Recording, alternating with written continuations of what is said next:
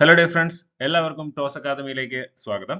അപ്പോൾ ഇന്നത്തെ ഒരു സെക്ഷനിൽ നമ്മൾ ഉദ്ദേശിക്കുന്നത് നമ്മുടെ ജനുവരിയിൽ വരുന്ന കേറ്ററ്റിന്റെ എക്സാമിന് ഇമ്പോർട്ടന്റ് ആയിട്ട് നമ്മൾ ശ്രദ്ധിക്കേണ്ട ചില കാര്യങ്ങൾ. ഇനി ഒരു 50 ദിവസത്തോളമാണ് നമുക്ക് മുന്നോട്ട് ഉള്ളത് അല്ലേ. അപ്പോൾ ആ ദിവസങ്ങളിൽ നമുക്ക് എങ്ങനെ ഫലപ്രദമായിട്ട് കേറ്ററ്റിന്റെ പാർട്ട് 2 ഇംഗ്ലീഷിന്റെ പോർഷൻസ് വിജയകരമായിട്ടുള്ള രീതിയിൽ കവർ ചെയ്യാം എന്നുള്ളതാണ് നമ്മൾ ഈ ഒരു വീഡിയോയിൽ നോക്കുവാനായിട്ട് പോകുന്നത്. ഓക്കെ, അപ്പോൾ അതിനു മുന്നേ ആയിട്ട് നമ്മുടെ കേറ്ററ്റിന്റെ പുതിയൊരു ക്രാഷ് കോഴ്സ് നിങ്ങൾക്ക് വേണ്ടിയിട്ട് നമ്മുടെ ടോസ് അക്കാദമിയിൽ ആരംഭിച്ചിട്ടുണ്ട്. അപ്പോൾ താല്പര്യമുള്ളവരെല്ലാവരും പെട്ടെന്ന് തന്നെ നമ്മുടെ ക്ലാസ്സുകൾക്ക് ജോയിൻ ചെയ്യുക കേട്ടോ. ഓക്കെ, അപ്പം നമ്മുടെ റിവിഷൻ പ്ലാനിലേക്ക് വരുന്നതിന് മുന്നേ ആയിട്ട് നമ്മൾ കേറ്ററ്റിന്റെ എക്സാമിനെ സംബന്ധിച്ചോളം ഒരു 30 മാർക്കിന്റെ ടോപ്പിക്കാണ് നമുക്ക് പാർട്ട് 2 ഇംഗ്ലീഷ് ഗ്രാമറുമായിട്ട് ബന്ധപ്പെട്ടിട്ടുള്ള ആ ഒരു ഏരിയയിൽ നിന്ന് നമുക്ക് വരുന്നത് 30 മാർക്കിന്റെ ഒരു ഏരിയ ആണ് വരുന്നത്. അപ്പോൾ അതിൽ ഏറ്റവും ഇമ്പോർട്ടന്റ് ആയിട്ട് നമുക്ക് ഏറ്റവും പെട്ടെന്ന് സ്കോർ ചെയ്യാൻ പറ്റുന്ന അച്ചീവേഴ്സ് ടോപ്പിക്സ് ആയിട്ട് നമുക്ക് പറയാൻ പറ്റുന്ന ചില ടോപ്പിക്കുകളാണ് നമുക്ക് ആദ്യം ജസ്റ്റ് ഒന്ന് പരിചയപ്പെടാനായിട്ട് പോകുന്നത്.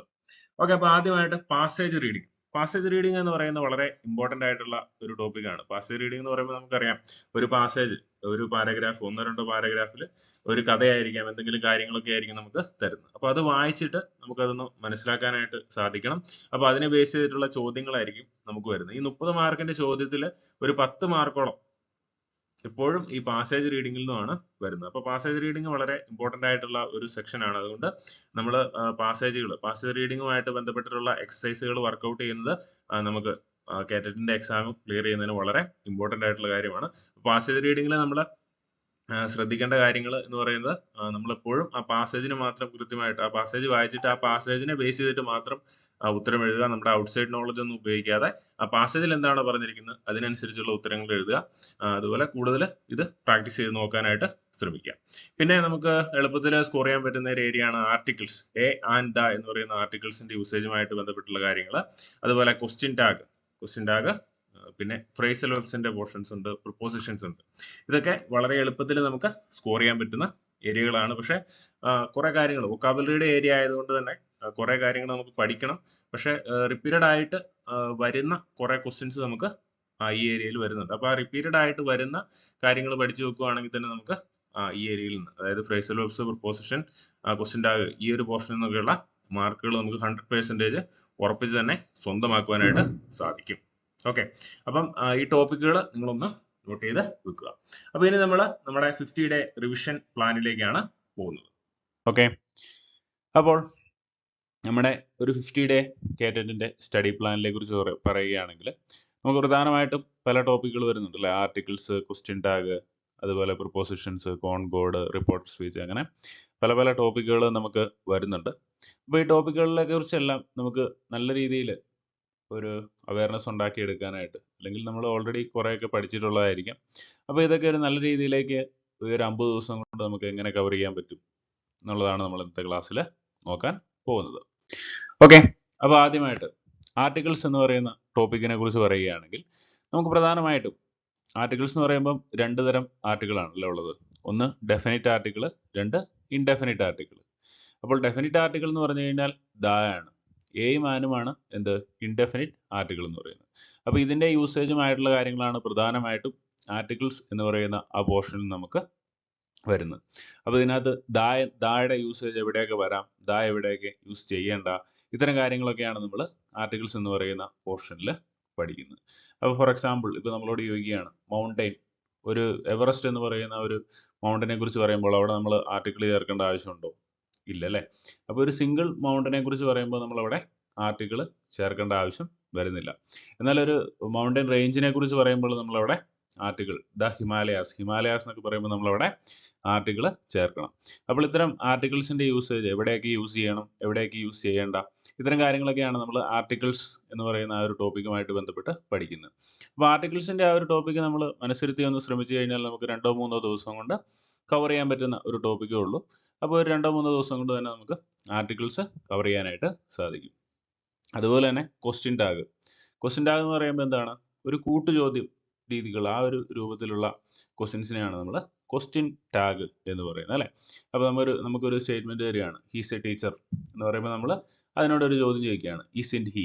അപ്പോൾ നമ്മൾ ആ ഓക്സിലറി വെർബുകളെ, സഹായക ക്രിയകളെ ബേസ് ചെയ്തുകൊണ്ട് നമ്മൾ ആ കൂട്ടുചോദ്യങ്ങൾ ഉണ്ടാക്കുന്ന ഒരു രീതിയാണ് ക്വസ്റ്റ്യൻ ടാഗിൽ വരുന്നത്. അപ്പോൾ അതിൽ നമുക്ക് പല പല ട്രിക്കുകളും കാര്യങ്ങളും ഒക്കെ ഉണ്ട്. ഫോർ എക്സാമ്പിൾ ഇപ്പോൾ നമ്മൾ ലെറ്റസ് എന്ന് പറയുന്ന ഒരു സെൻറ്റൻസിൽ സ്റ്റാർട്ട് ചെയ്യുന്ന ഒരു വേർഡാണെങ്കിൽ, ഒരു സെൻറ്റൻസ് ആണെങ്കിൽ അതിൻ്റെ ടാഗ് എപ്പോഴും ഷാൾ ബി ആയിരിക്കും. അപ്പോൾ ഇത്തരം സിമ്പിളായിട്ട് മാർക്കുകൾ സ്കോർ ചെയ്യാൻ പറ്റുന്ന ഏരിയകളൊക്കെ നമുക്ക് ക്വസ്റ്റ്യൻ ടാഗിൽ വരുന്നുണ്ട്.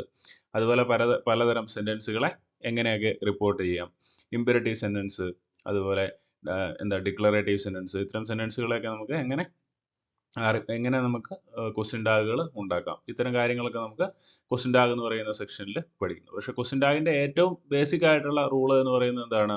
ക്വസ്റ്റ്യൻ ടാഗിൻ്റെ ഏറ്റവും ബേസിക് ആയിട്ടുള്ള റൂൾ എന്ന് പറഞ്ഞാൽ നമുക്കൊരു പോസിറ്റീവ് സെൻറ്റൻസ് കിട്ടിക്കഴിഞ്ഞാൽ നമ്മളെപ്പോഴും നെഗറ്റീവ് ആയിട്ടുള്ള ഒരു ടാഗ് ഉപയോഗിച്ച് വേണം അതിൻ്റെ ടാഗ് ക്രിയേറ്റ് ചെയ്യാനായിട്ട്. അതുപോലെ ഒരു നെഗറ്റീവ് സെൻറ്റൻസ് ആണ് നമുക്ക് കിട്ടുന്നതെങ്കിലോ പോസിറ്റീവ് ആയിട്ടുള്ള ടാഗ് ക്രിയേറ്റ് ചെയ്ത് വേണം നമ്മൾ അവിടെ ആൻസർ ചെയ്യാനായിട്ട്. അപ്പോൾ ഇത്തരം കാര്യങ്ങളൊക്കെയാണ് നമുക്ക് പ്രധാനമായിട്ടും ക്വസ്റ്റ്യൻ ടാഗുമായിട്ട് ബന്ധപ്പെട്ട് വരുന്നത്. അപ്പോൾ നമ്മുടെ ടോസ് അക്കാദമിയുടെ ക്രാഷ് വാച്ച് ഒക്കെ തുടങ്ങിയിട്ടുണ്ട്. അപ്പോൾ അതിൽ കൂടുകയാണെങ്കിൽ നമുക്കൊരു നമ്മുടെ ഒരു 50 ഡേ സ്റ്റഡി പ്ലാൻ ഒക്കെ വെച്ച് നല്ല രീതിക്ക് ഈ പോർഷൻസ് കവർ ചെയ്യാവുന്നതാണ്. ഓക്കെ, അതുപോലെ നമ്മുടെ ഡിഗ്രീസ് ഓഫ് കമ്പാരിസൺ എന്ന് പറയുന്ന അടുത്ത ടോപ്പിക് ഡിഗ്രീസ് ഓഫ് കമ്പാരിസനെ കുറിച്ച് പറയുകയാണെങ്കിൽ അതെങ്ങനെയാണ്? നമുക്ക് പ്രധാനമായിട്ടും 3 തരം ഡിഗ്രീസ് ഓഫ് കമ്പാരിസൺ ആണ് വരുന്നത്. Positive degree, comparative degree, superlative degree. Positive degree എന്ന് പറയുകയാണെങ്കിൽ എന്ത് പറയും? ഹി ഈസ് ടോൾ എന്ന് പറയുമ്പോൾ അവിടെ നമ്മൾ ഒരാളെയാണ് കമ്പയർ ചെയ്യുന്നത്, അല്ലേ? ഒരാളാണ് നമ്മളവിടെ കമ്പയർ ചെയ്യുന്നത്. അപ്പോൾ 2 പേരെ കമ്പയർ ചെയ്യുകയാണ്. അപ്പം ഹി ഈസ് ടോളർ ദാൻ ഹിം, അപ്പോൾ 2 പേരെയാണ് അവിടെ കമ്പയർ ചെയ്യുന്നത്. ഇനി സൂപ്പർലേറ്റീവ് ഡിഗ്രി ആണെങ്കിലോ 2-ലധികം പേരെ, അല്ലെങ്കിൽ 2-3-ലധികം പേരെ നമ്മൾ കമ്പയർ ചെയ്യുമ്പോഴാണ് നമ്മളതിനെ സൂപ്പർലേറ്റീവ് ഡിഗ്രി എന്ന് പറയുന്നത്.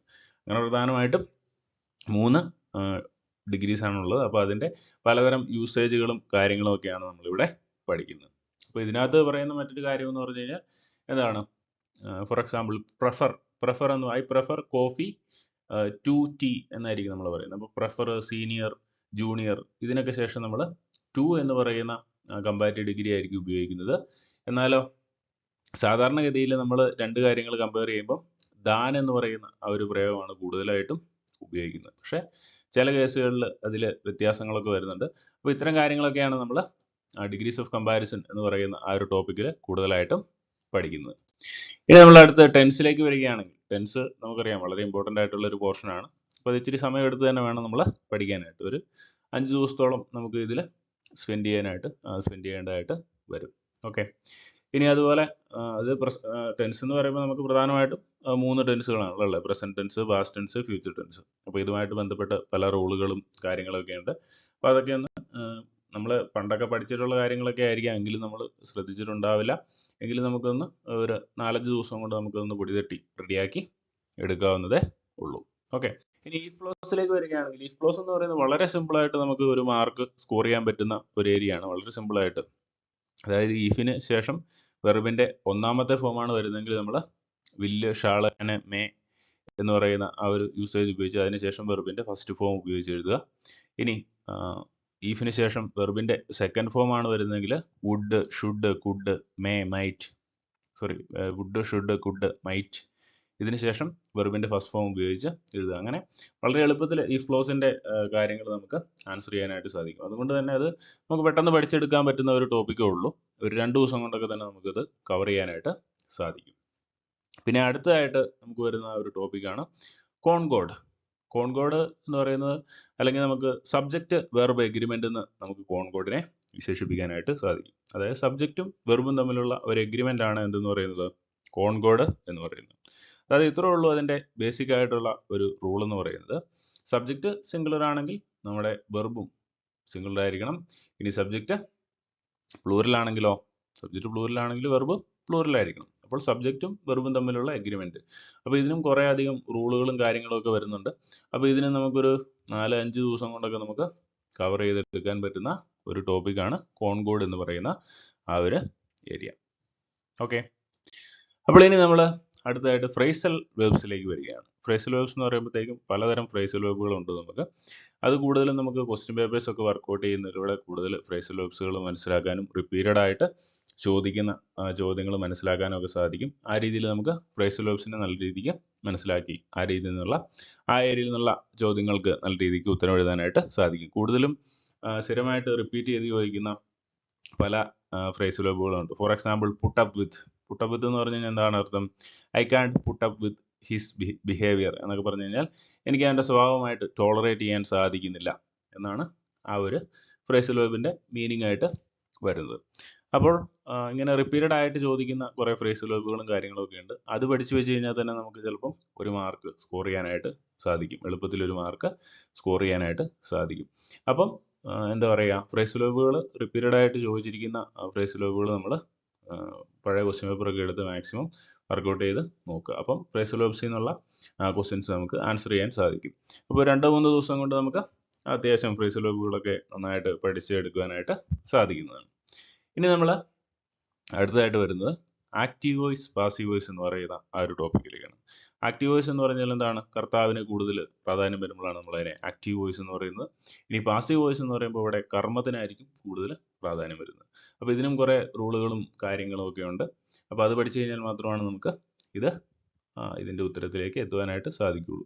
പക്ഷെ നമുക്ക് വളരെ സിമ്പിളായിട്ടും ഇത് പഠിക്കാനായിട്ട് സാധിക്കും. ഇതിന് പല ട്രിക്കുകളും കാര്യങ്ങളും ഒക്കെ ഉണ്ട്. അപ്പം ഇത് നമ്മുടെ ക്ലാസ്സുകളിൽ നിങ്ങൾക്ക് ലഭിക്കുന്നതാണ്. ഇനി അടുത്തതായിട്ട് ടൈപ്സ് ഓഫ് സെൻറ്റൻസ്.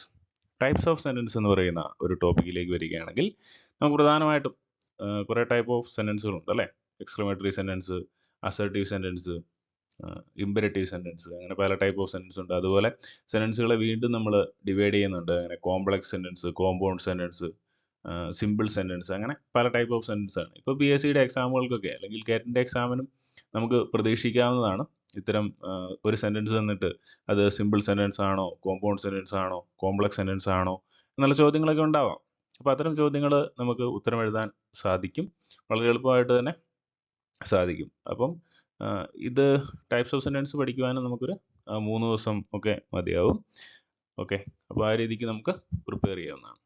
ഓക്കെ, ഇനി നമുക്ക് വരുന്ന ഒരു പ്രധാനപ്പെട്ട ഒരു പോർഷനാണ് റിപ്പോർട്ടഡ് സ്പീച്ച്. റിപ്പോർട്ടഡ് സ്പീച്ച് എന്ന് പറഞ്ഞാൽ ഒരാൾ പറയുന്ന ഒരു കാര്യത്തെ നമ്മൾ നമ്മുടെ വേർഡിലോ അല്ലെങ്കിൽ മറ്റൊരാളുടെ വേർഡിലോ റിപ്പോർട്ട് ചെയ്യുന്നതിനാണ് നമ്മൾ ഇൻഡയറക്റ്റ് സ്പീച്ച് എന്ന് പറയുന്നത്. ഡയറക്റ്റ് സ്പീച്ച് ഉണ്ട്, ഇൻഡയറക്റ്റ് സ്പീച്ച് ഉണ്ട്. ഡയറക്റ്റ് സ്പീച്ച് എന്ന് പറയുമ്പോഴത്തേക്ക് നമ്മൾ നമ്മുടേതായിട്ടുള്ള രീതിയിൽ റിപ്പോർട്ട് ചെയ്യുന്നു. ഇൻഡയറക്റ്റ് സ്പീച്ച് എന്ന് പറയുമ്പോൾ നമ്മൾ വേറൊരാളുടെ രീതിയിലേക്ക് റിപ്പോർട്ട് ചെയ്യുന്നു. അപ്പോൾ അതിനും കുറേ റൂളുകളും ടെൻസും കാര്യങ്ങളൊക്കെ വരുന്നുണ്ട്. അപ്പം റിപ്പോർട്ട് സ്പീച്ച് അത്യാവശ്യം നമ്മൾ മനസ്സിലാക്കി ടൈം എടുത്ത് പഠിക്കേണ്ട ഒരു പോർഷനാണ്. ഒരു 5 ദിവസത്തോളം നമ്മൾ അതിനെ സ്പെൻഡ് ചെയ്ത് കഴിഞ്ഞാൽ റിപ്പോർട്ടഡ് സ്പീച്ച് എന്ന് പറയുന്ന ആ ഒരു പോർഷനിലെ കാര്യങ്ങളൊക്കെ നമുക്ക് കവർ ചെയ്യാൻ സാധിക്കുന്നതാണ്. ഓക്കെ, ഇനി അടുത്തായിട്ട് പ്രൊപ്പോസിഷൻസ്. പ്രൊപ്പോസിഷൻസ് എന്ന് പറഞ്ഞാൽ വളരെ സിമ്പിൾ ആയിട്ടുള്ള കാര്യങ്ങളേ ഉള്ളൂ. പലതരം പ്രൊപ്പോസിഷൻ ഉണ്ട്. ബിഹൈൻഡ്, ഓൺ, അണ്ടർ, അപ്പ് എന്നൊക്കെ പറഞ്ഞ് പല പ്രൊപ്പോസിഷനുകളുണ്ട് അല്ലേ? അപ്പോൾ ഈ പ്രൊപ്പോസിഷനൊക്കെ കറക്റ്റ് സമയത്ത് എങ്ങനെ യൂസ് ചെയ്യാൻ പഠിക്കണം, എങ്ങനെ യൂസ് ചെയ്യാം എന്നുള്ളതാണ് നമ്മൾ മനസ്സിലാക്കേണ്ടത്. അപ്പോൾ നമ്മുടെ മനസ്സിലേക്ക് വരുന്നതായിരിക്കില്ല പലപ്പോഴും പ്രൊപ്പോസിഷനുകളിൽ ഉത്തരമായിട്ട് വരിക. അപ്പോൾ ഇവിടെയും നമ്മൾ കൂടുതലായിട്ടും ആശ്രയിക്കേണ്ടത്, പ്രൊപ്പോസിഷനിലുള്ള ക്വസ്റ്റ്യൻസ് ഒക്കെ വരുമ്പോൾ നമ്മൾ കൂടുതലായിട്ട് ആശ്രയിക്കേണ്ടത് പ്രീവിയസ് ആയിട്ട് വന്നിട്ടുള്ള ചോദ്യങ്ങളെയും കാര്യങ്ങളൊക്കെയാണ്. അപ്പോൾ അതിനെ ബേസ് ചെയ്തിട്ടായിരിക്കും നമ്മുടെ ക്ലാസ്സുകൾ പോവുക. അങ്ങനെ നമുക്ക് എളുപ്പത്തിൽ ഈ പോർഷനിലുള്ള മാർക്കുകളും സ്കോർ ചെയ്യാവുന്നതാണ്. പ്രൊപ്പോസിഷനും ഒരു 2-3 ദിവസമൊക്കെ സ്പെൻഡ് ചെയ്ത് കഴിഞ്ഞാൽ നമുക്ക് ഇമ്പോർട്ടൻ്റ് ആയിട്ടുള്ള കുറേ കാര്യങ്ങളൊക്കെ മനസ്സിലാക്കാൻ സാധിക്കുന്നതാണ്. പിന്നെ വൊക്കാബുലറിയിൽ നിന്നും മെയിനായിട്ടും വരുന്ന ഒരു ചോദ്യം മസ്റ്റായിട്ടും തന്നെ എല്ലാ എക്സാമിനും മിനിമം ഒരു ക്വസ്റ്റ്യനെങ്കിലും സിനോണിംസും ആൻറ്റണിംസുമായിട്ട് ബന്ധപ്പെട്ട് ഉണ്ടാവുന്നതാണ്. അതും കുറേ കാര്യങ്ങളുണ്ട്. റിപ്പീറ്റഡ് ആയിട്ട് ചോദിക്കുന്ന കുറേ സിനോണിംസും ആൻറ്റണിംസും ഒക്കെ ഉണ്ട്. വിപരീത പദങ്ങൾ എന്നൊക്കെ പറയില്ല, അല്ലെങ്കിൽ ഒരേപോലെയുള്ള പദങ്ങൾ. അപ്പോൾ ഇത്തരം കാര്യങ്ങൾ നമ്മളൊന്ന് മനസ്സിലാക്കിയിരിക്കുന്നത് നല്ലതായിരിക്കും.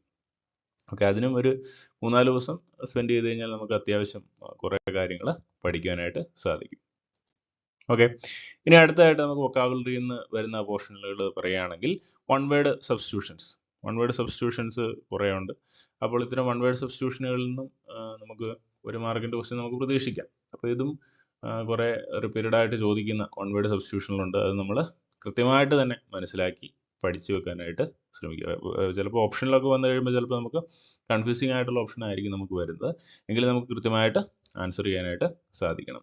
പിന്നെ കളക്റ്റീവ് നൗൺസുമായിട്ട് ബന്ധപ്പെട്ട ചോദ്യങ്ങളും വരാറുണ്ട്. ഫോർ എക്സാമ്പിൾ, ഇപ്പോൾ ഫിഷിൻ്റെ ആ ഒരു ഗ്രൂപ്പിനെ നമ്മൾ സ്കൂൾ ഓഫ് ഫിഷ് എന്നാണ് പറയുന്നത്.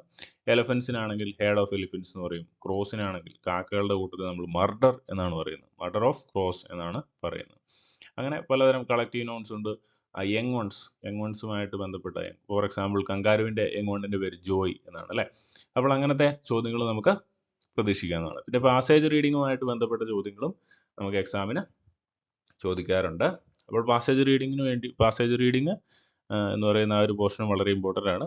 അപ്പം പാസേജ് റീഡിങ്ങിൻ്റെ ആ ഒരു ടൈപ്പ് ഓഫ് ക്വസ്റ്റ്യൻസ് ചെയ്ത് നോക്കി കഴിഞ്ഞാൽ നമുക്ക് അതിനെക്കുറിച്ചുള്ളൊരു ഐഡിയ കിട്ടുന്നതായിരിക്കും. പാസേജ് റീഡിങ്ങിനെ കുറിച്ച് പറയുമ്പോൾ നമ്മൾ ഏറ്റവും ആയിട്ട് ഓർത്തിരിക്കേണ്ട കാര്യം, നമ്മുടെ ഔട്ട്സൈഡ് നോളജ് ഉപയോഗിച്ച് ഒരിക്കലും നമ്മൾ പാസേജുമായിട്ട് ബന്ധപ്പെട്ട ചോദ്യങ്ങൾക്ക് ഉത്തരം എഴുതരുത്. പാസേജിൽ എന്താണോ പറഞ്ഞിരിക്കുന്നത് അതിനെ ബേസ് ചെയ്ത് തന്നെ ആയിരിക്കണം നമ്മുടെ ആൻസറുകൾ എപ്പോഴും വരുന്നത്. അതുപോലെ ഒരു പാസേജ് കിട്ടിക്കഴിയുമ്പോൾ അതിലെ പ്രധാനപ്പെട്ട കാര്യങ്ങളൊക്കെ ആദ്യമേ നമുക്കൊന്ന് നോട്ട് ചെയ്ത് വെക്കാനൊക്കെ സാധിക്കണം. അപ്പോൾ നമുക്ക് ആ ടൈമൊക്കെ കുറേ സേവ് ചെയ്യാനായിട്ട് സാധിക്കും. പ്രത്യേകിച്ച് ഇങ്ങനത്തെ എക്സാമുകൾക്കൊക്കെ അത് വളരെ ഉപകാരപ്രദമായിട്ടുള്ള ഒരു കാര്യമായിരിക്കും. ഓക്കെ, അപ്പോൾ നമ്മൾ ഇന്നത്തെ ക്ലാസ്സിൽ എങ്ങനെ ഒരു 50 ദിവസം കൊണ്ട് നമ്മുടെ പാർട്ട് 2 ഇംഗ്ലീഷിൻ്റെ പോർഷൻസ് കവർ ചെയ്യാൻ പറ്റും എന്നുള്ള ഒരു ബേസിക് ഐഡിയ ആണ് നമുക്ക് പ്രൊവൈഡ് ചെയ്തത്.